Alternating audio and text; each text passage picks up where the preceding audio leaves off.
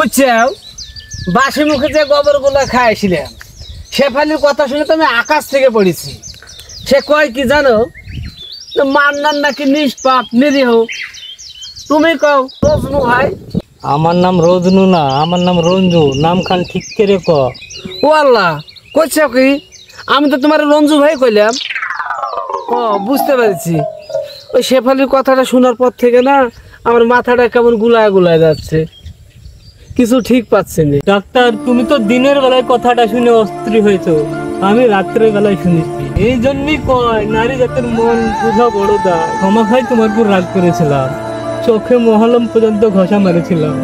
আমারও তো একই কথা কইতে ইচ্ছা করছে রঞ্জু ভাই, কিন্তু আমি কব না। খামাখাই শুধু করতে পারে ইনজেকশন খুঁজছিলাম।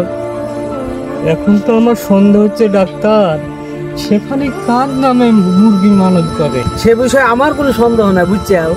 তার মানে তুমি কবার চাইছো আমার নামে মুরগি মানত হয়েছে দরগায়? এর সঙ্গে তুমি জড়িত ছিলে। দেখলে কেমন করে সত্যি কথা বের হয়ে গেল এতদিন পর।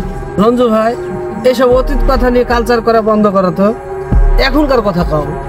রঞ্জু ভাই, তুমি সত্যি সত্যি কও তো, তোমার কি মনে হয় যে শেফালি মান্নাকে পছন্দ করেছে? এখন তোমার এইসব কথা মনে হচ্ছে কে? তোমার সাথে খারাপ ব্যবহার করলে মনে হয় মান্নান সে পছন্দ করে। আমার সঙ্গে শেফালের বিয়ে তো ঠিকঠাক, হালুজান নিজের মুখেই কইছে। সে কথা তো আমি তোমাকে কইই দিয়েছি।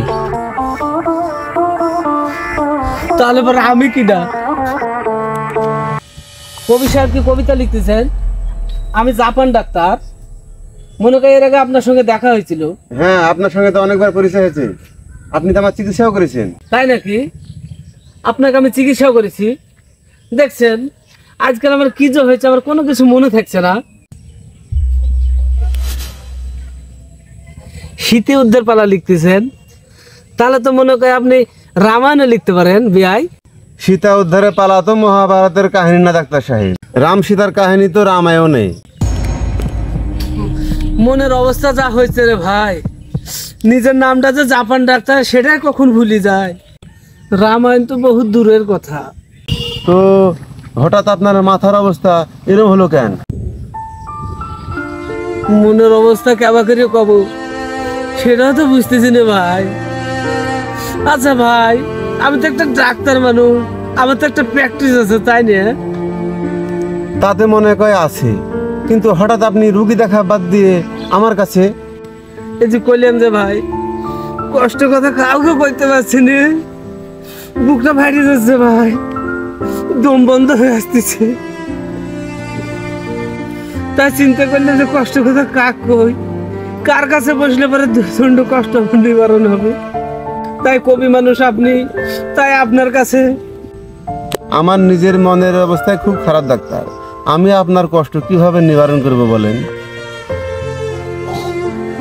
সেটা আপনার সীতা উদ্ধার লেখা কাহিনী দেখে বুঝতে পেরেছি। কিন্তু কবিতা, আপনার গ্রামের মধ্যে দিয়ে তো সীতা হরণ হয়ে যাচ্ছে, সে খবর কি আপনি রাখেন? তো আপনার চোখের সামনে সীতাহরণ হয়ে যাচ্ছে, ঠেকাচ্ছেন নাকি জন্যে? ওই যে আপনার আমি কইলাম না, আমি একজন ডাক্তার মানুষ। এই পৃথিবীতে সবকিছু ডাক্তারের সাজে না, মহা অন্যায় করে ফেলেছি আমি ডাক্তার হইয়ে। হৃদয় চিরিয়ে যদি দেখাতে পারি তা। দেখছেন ভাই কিভাবে বুক ফেটে মুখ দিয়ে গান বেড়াচ্ছে। আমি একজন ডাক্তার মানুষ, আমার মুখ দিয়ে যদি লোকজন এইসব গান শুনে তাহলে কি আমার মান সম্মান থাকে ভাই?